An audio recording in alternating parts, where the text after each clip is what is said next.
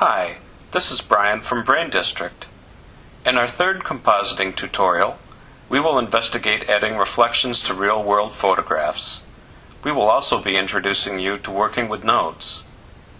Before we get into the details of this tutorial, you might be asking yourself, what's a node? By classic definition, a node is a point where paths intersect in a network, a central point or connection point. So, what I might add, to paint a clearer picture for how we use nodes in RaySupreme, is that a node is a distinct element like a puzzle piece. We use these pieces, or nodes, to build a larger object or material piece by piece. This is what a node looks like in RaySupreme. A node has a white outline when it is selected. Nodes have input and output ports. Input ports are located along the left side of the node.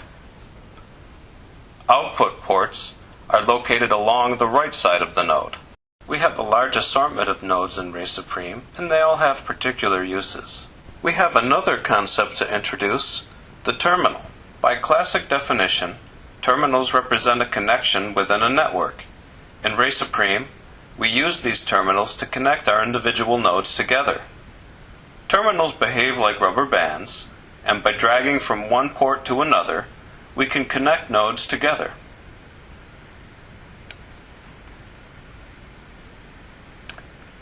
The object editor is a specialized part of RaySupreme where we can arrange, connect, and configure nodes.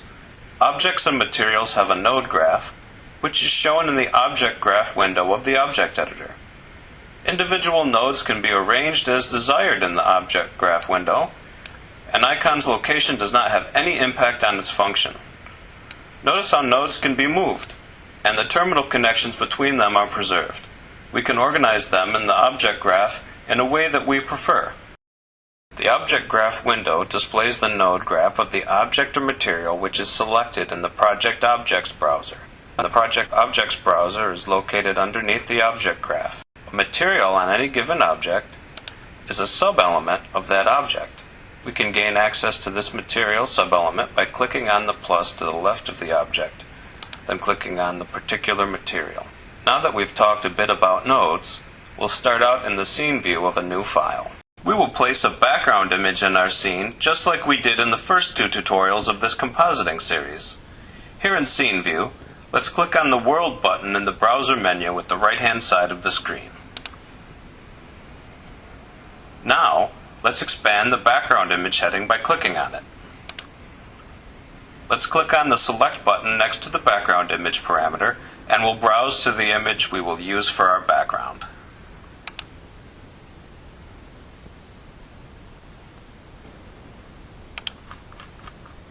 We will also configure our camera. Click on the Camera button in the browser menu at the right side of the screen, and here we'll manipulate the pixel width and pixel height to match our image, which happens to be, in this case, 1024 by 768. So enter 1024 and 768 into the pixel width and pixel height text entry fields, respectively. Now that the background and camera are set up, we'll move on to the rest of the scene. In order to see shading and shadow in our reflection, we'll use a sphere. Let's click on the Objects button in the browser menu. Next, we'll double-click on the sphere heading to create a sphere. Now that we've created our sphere, let's select the Move tool, and we'll grab our sphere on the Y-axis in the top view and bring it closer to us.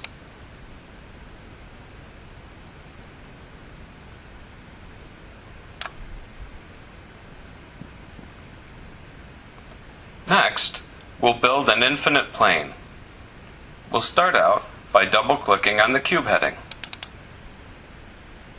Now we'll make a quick jump to the object editor to manage our scene in greater detail. From the View Selector menu at the top of the screen, let's choose Object Editor.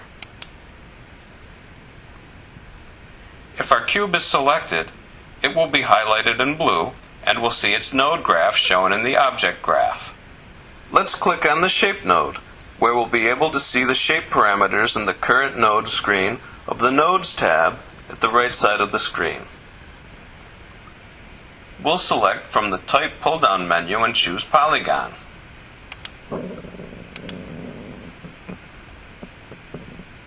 When we choose Polygon, a second Type menu becomes available.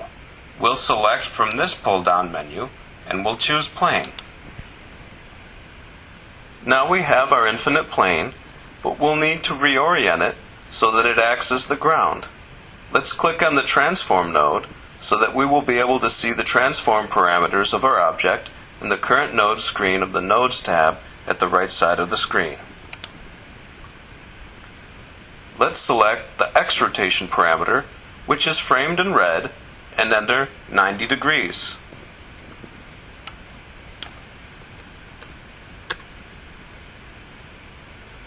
Now our plane is oriented properly. We just need to lower it on the Z-axis.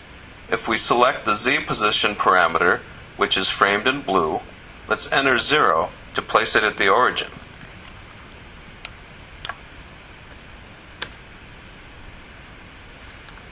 Now we have done our preliminary scene setup, and we can get down to the details in the object editor.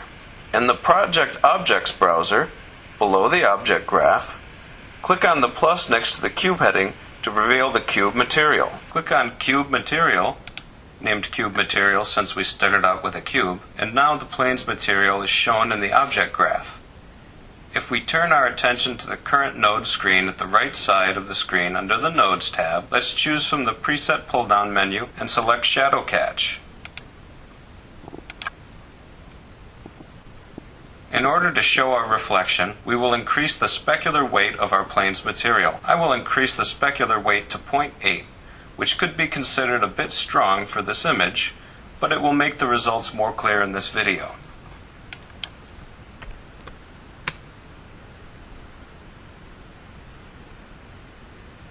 In order to see our results so far, I'll render the image. Click on the Open Render window icon at the top of the screen, and I'll choose Render Image.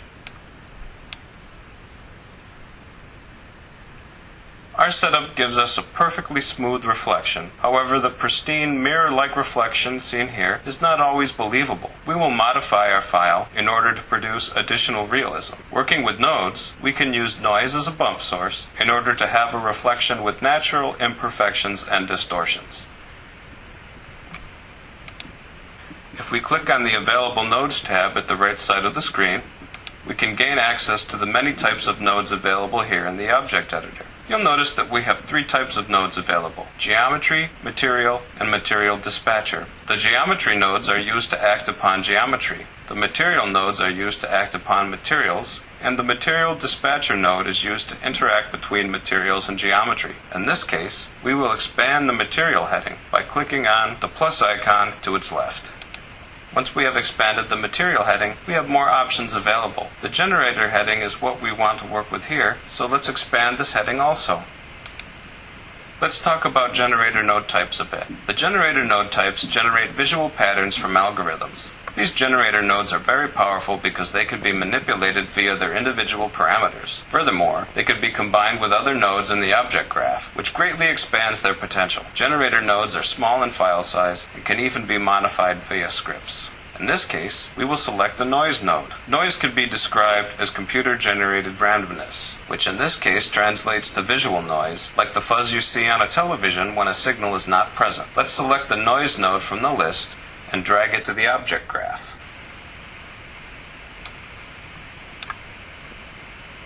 If we click on the Noise node, we can see its many parameters available on the current node screen of the Nodes tab. We can preview the appearance of the Noise node in the object graph by expanding the Noise node. Simply click on the triangle icon at the bottom left corner of the node. Now we can see what the noise looks like. We'll break here, continue on to the second clip of this tutorial.